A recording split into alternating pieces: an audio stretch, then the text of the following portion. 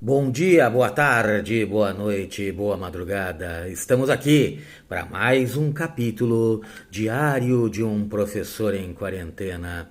Tá bonito, né? Esse já é o capítulo 9. Eu não imaginava que eu passava do 3.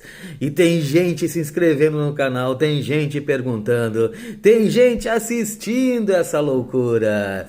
Tá legal? E enquanto continuar esse distanciamento social, enquanto continuar essa ideia inteligente do fique em casa, continuaremos com o diário de um professor em quarentena. Fazendo o quê? Discutindo, debatendo, opinando sobre questões jurídicas processuais. Tema de hoje? Tema de hoje é justiça gratuita.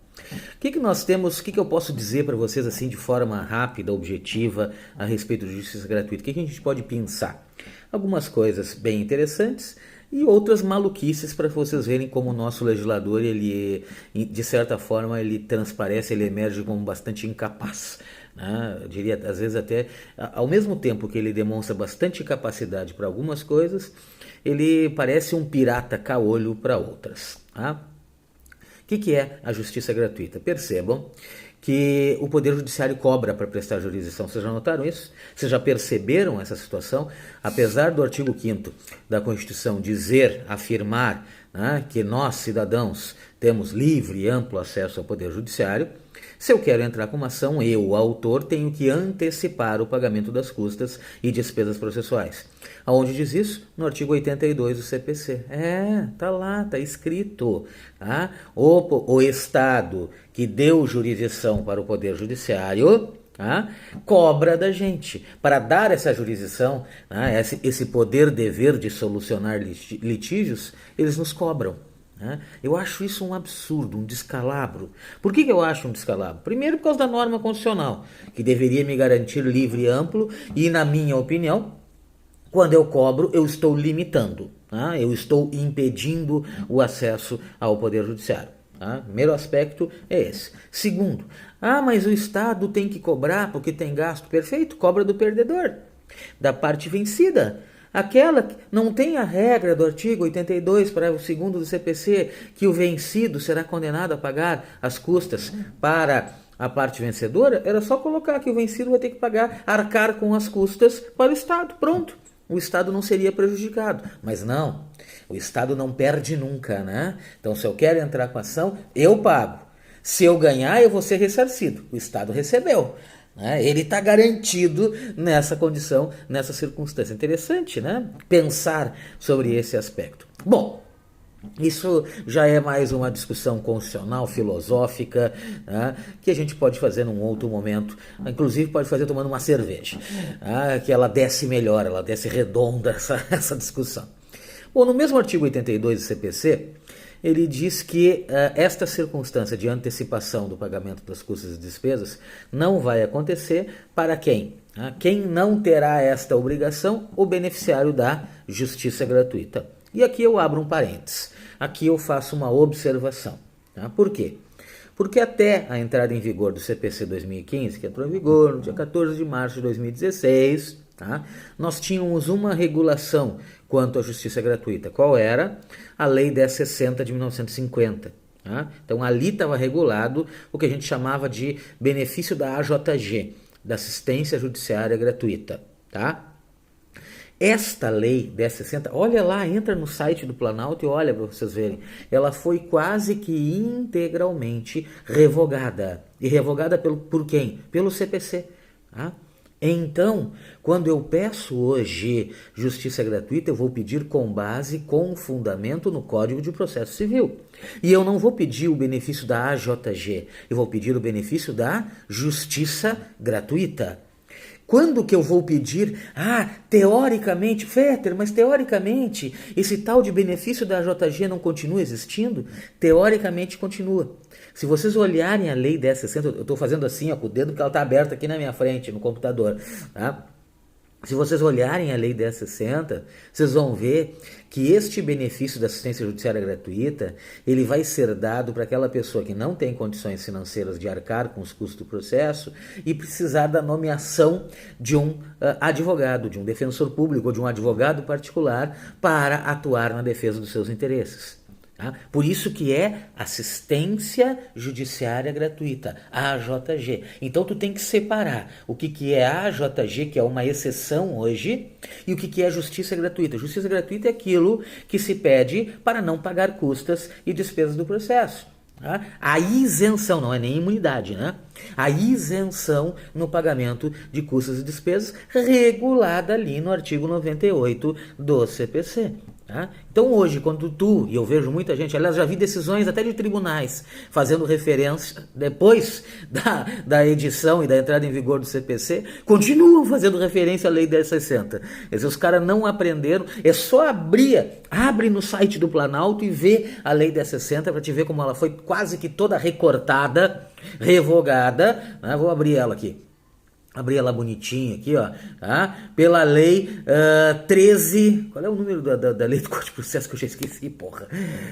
É a lei 13.105 de 2015, que é a lei, né, que instituiu o CPC. Então tá tudo riscadinho lá no CPC, lá na lei 10.60, de dispositivos ou referente a dispositivos que foram revogados pelo CPC. Então aquilo que nós estamos acostumados a ver no dia a dia é simplesmente o pedido de deferimento de justiça gratuita e isenção no pagamento de custas e despesas processuais. Tá?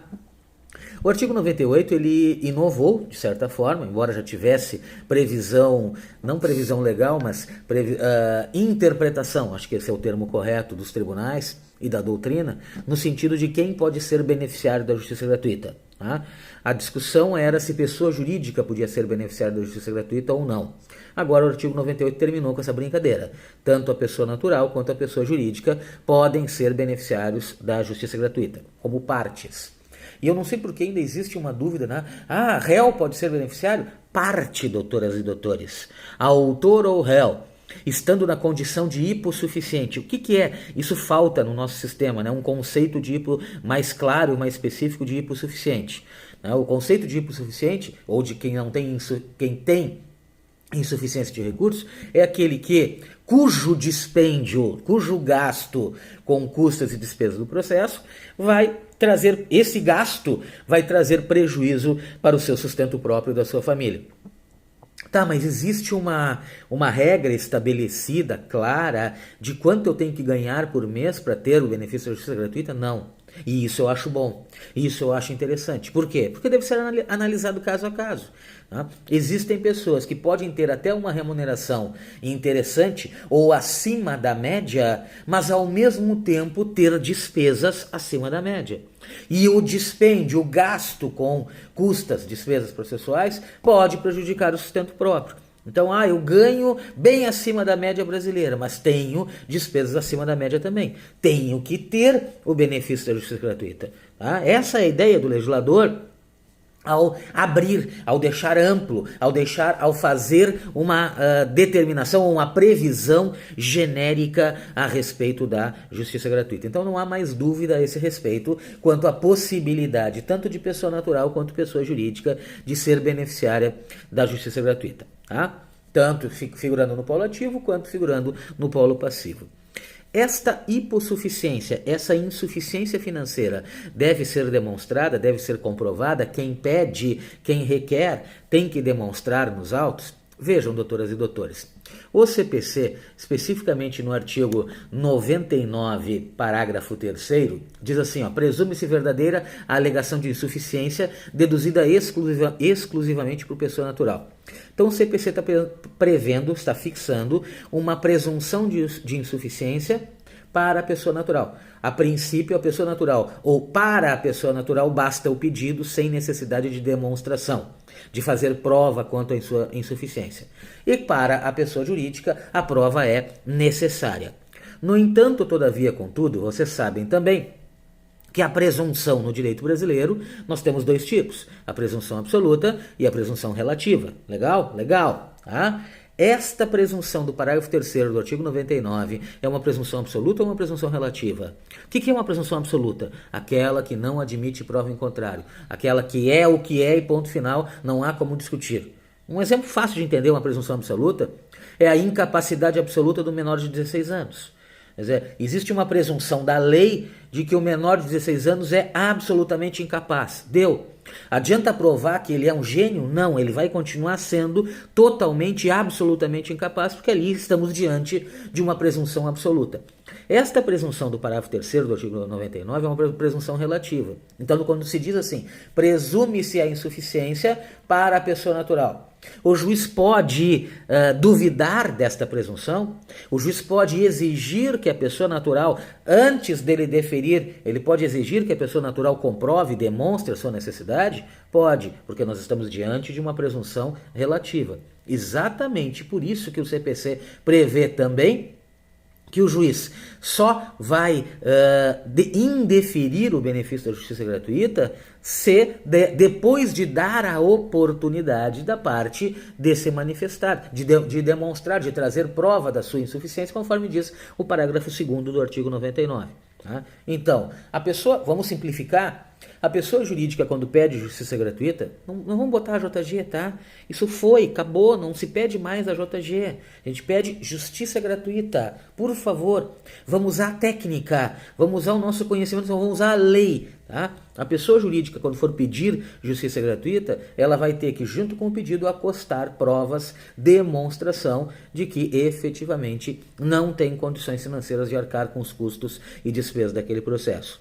A pessoa natural pode pedir justiça gratuita sem essa prova? Pode. Pode ter deferido o benefício da justiça gratuita sem prova? Pode.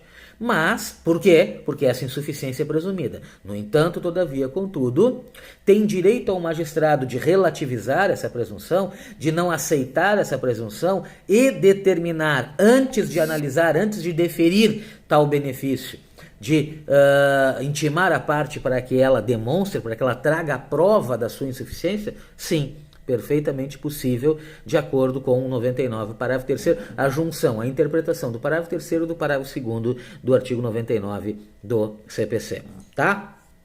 Olha só agora algumas circunstâncias que o CPC trouxe para esse nosso sistema. Primeira delas, qual é o momento que eu tenho para pedir a justiça gratuita? Qualquer momento dentro do processo. O autor pode pedir na inicial, pode pedir por simples petição no decorrer do processo, pode pedir em recurso, o réu pode pedir na contestação, o réu pode pedir em recurso. A qualquer momento é autorizado, é permitido o pedido dentro do processo. O que eu estou querendo dizer? Não há preclusão. A parte não perde o direito de requerer a justiça gratuita. Eu estou litigando sem justiça gratuita, né? Eu iniciei o processo sem justiça gratuita. No meio do processo posso pedir? Pode. Por quê?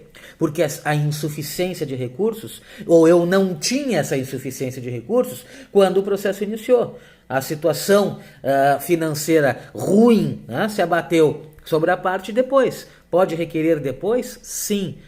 Eu entrei com a ação e paguei as custas. Lá no meio do processo eu posso pedir justiça gratuita? Posso. Por exemplo, posso ter perdido o emprego. E aí eu não tenho mais condições de arcar com as custas e despesas daquele processo. Então, perfeitamente possível o pedido, o requerimento de justiça gratuita a qualquer momento, levando em consideração que este pedido não tem efeitos ex tunc, tem efeitos ex nunc. O que é isso? Ele não retroage, é dali para frente. É a partir do momento onde apareceu, emergiu aquela necessidade. Então, a partir do momento que pediu e foi deferida, a partir dali incide o benefício da justiça gratuita. Tá? Não esquece isso. E sempre que for pedido o benefício da justiça gratuita, o que vai acontecer? A outra parte vai ser intimada para se manifestar. Por quê? Porque é a forma que o CPC tem da outra parte estar autorizada de permitir e dar uma oportunidade processual da parte contrária e impugnar. Da parte contrária dizer, não dá. É que antigamente, se tu olhar a lei 1060, nós tínhamos um incidente, né, autuado em separado de impugnação ao benefício da justiça gratuita. Agora não temos mais.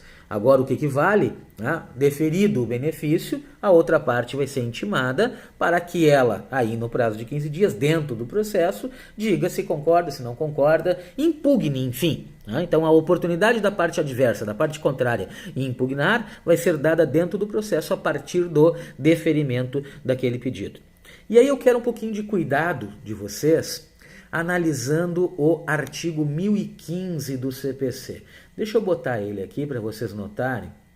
O artigo 1015 é o artigo que prevê a lista quais são as decisões interlocutórias que podem ser objeto de recurso. Tá? Então nós temos uma lista, é um rol taxativo de circunstâncias jurídicas, de decisões interlocutórias, vamos simplificar, que podem ser objeto de recurso. E o inciso, qual é o inciso que fala do 1015? É o...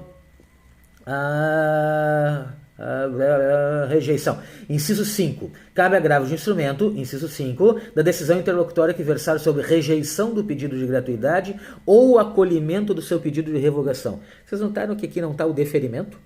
Tá? Por que não está o deferimento? Porque quando for deferido o benefício, a outra parte que não concordar vai lhe ser aberta, na forma do artigo 100, lá, a oportunidade de impugnar. Então eu tenho, é dado, é concedido à parte a possibilidade de impugnar o benefício da justiça gratuita, a parte contrária. Tá? Então ela não tem deferido, eu sou parte contrária, quero atacar essa decisão. Eu não vou agravar, eu vou primeiro impugnar.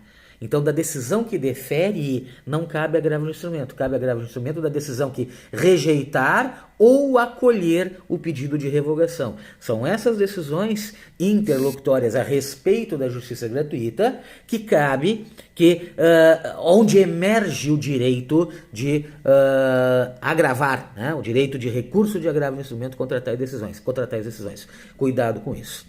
A outra informação que me parece importante e relevante a respeito da justiça gratuita é quanto à sucumbência. Nome bonito, né? Sucumbência. O que é essa porra de sucumbência? Sucumbência é um efeito da decisão que termina, que extingue o processo da sentença. A sentença vai fazer o quê? A sentença vai condenar a parte vencida. Quem é a parte vencida? A parte que perdeu. Autor ou réu que perdeu a ação. E a sentença vai condenar a parte vencida a fazer o quê? Artigo 82, parágrafo 2º. Vai condenar a parte vencida a ressarcir a parte vencedora nas despesas que essa parte vencedora antecipou. Então, as despesas processuais, as custas processuais que a parte que ganhou, a parte que perdeu vai ser condenada na sentença a ressarcir. Isso é o primeiro efeito da sucumbência. Sucumbência, derrota. Para entender assim, sucumbência, o que é uma sucumbência? É um efeito processual decorrente da derrota da parte. Então, 82, parágrafo 2º, a parte derrotada, vencida, perdedora, será condenada a ressarcir as custas que a parte vencedora arcou durante o processo. E tem mais uma coisa, é um duplo, é um efeito duplo, a sucumbência, a derrota acarreta. Artigo 85 do CPC.